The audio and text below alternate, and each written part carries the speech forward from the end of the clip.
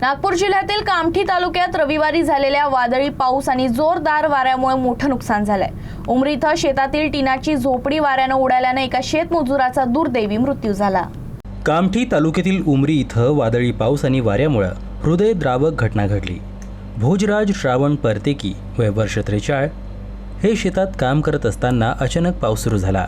पावसापासून बचाव करण्यासाठी ते शेतातील टीनच्या झोपडीत गेले होते, मात्र वादळी वाऱ्याचा वेग इतका प्रचंड होता की संपूर्ण लोखंडी टीनाची झोपडी हवेत उडाली।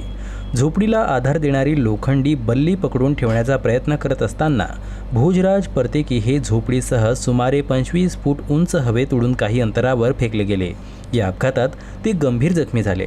ग्रामस्थांनी त्यांना तातडीनं उपचारासाठी रुग्णालयात दाखल केलं, मात्र पुढील उपचारासाठी नागपूर मेडिकलमध्ये हलवण्यात आल्यानंतर डॉक्टरांनी त्यांना मृत घोषित केलं।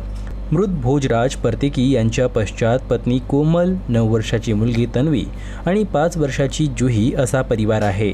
या घटनेमुळे उमरी गावात हळहळ व्यक्त केली जात आहे।